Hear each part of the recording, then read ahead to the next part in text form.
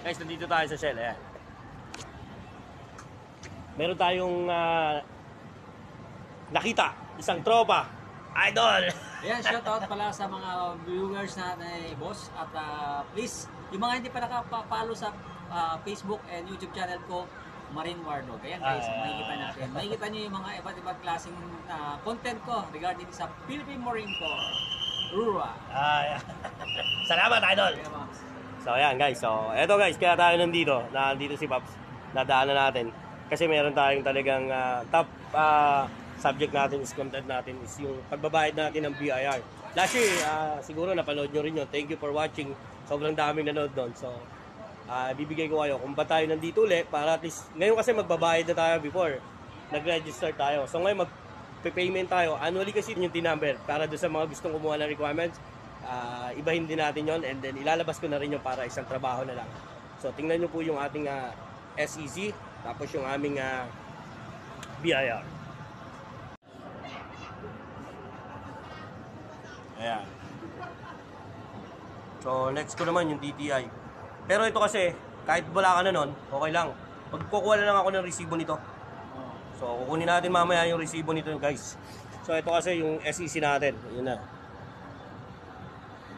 Dinodocument natin to kasi para at least doon sa mga gustong kumuha, yung may mga grupo dyan, pwede naman po. Tapos, so ayan guys, transparent dyan para hindi na pag nagpa-check tayo sa guard. So, ayan. Hello ma'am. O, ayan guys. Yung guys, no, matatagpuan yung BIR Taguig Pateros sa 31st Street at 2nd Avenue. Yan, good morning guys. So, ayan, pumasok na tayo. So, kailangan natin mag-fill up dito. Tatanong natin kasi parang nagbago yung rules. Nagbago ngayon yung may bagong update sa pagbabayad ng NBRO. So yung pagbabayad ng 500. Tanong natin kay sir. Ayan, magandang umaga sir. Ayan.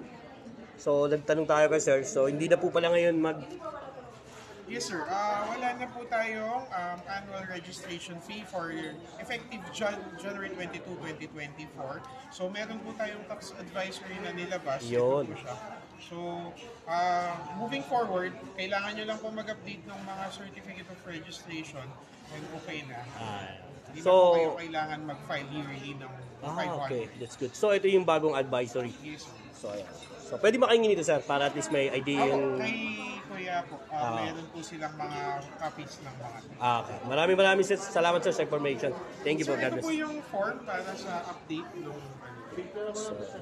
sige po. Okay lang sir. Okay. Thank you sir. So ito guys yung bagong advisory. Kalalabas lang ito. Ayan. So hindi na tayo magpa-payment annually. So ayan guys. Binayaran natin, ginawa na natin to. 1,200. 10 piraso to.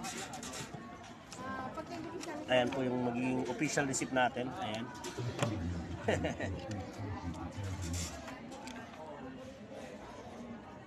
Ayan. Ayan yung resibo. No, nandito tayo kay Mark Lester. Mag-symbol. So, ayan, sir, magandang tanghali po, no?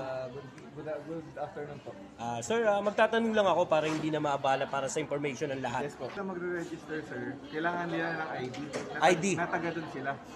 For example, barangay clearance? Kunwari, Taguig. Taguig. Dapat taga-Taguig sila. Kung wala silang ID, barangay clearance na resident sila ng Taguig. Okay. Tapos photocopy sila ng isang valid ID. Isang valid ID? Tapos dalawang form po ng 1904. 1904. Dito na yung kukunin, sir.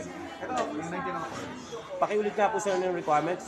Dalawang 1904, valid ID na resident ka ng Taguig, or if wala po, barangay clearance. Barangay clearance. Tsaka, Yun lang. opo. Pero photocopy pa rin ng valid ID para sa mapatunayan na siya ito siya yun. Okay. So, yun lang yung kailangan ng requirements para at least hindi na Tsaka kung gusto niya po ng TIN ID, 1 by 1 picture. Okay. May payment naman po ba yun, sir, o wala? Okay, sir. Yun lang. Okay. Maraming salamat, sir. Thank you.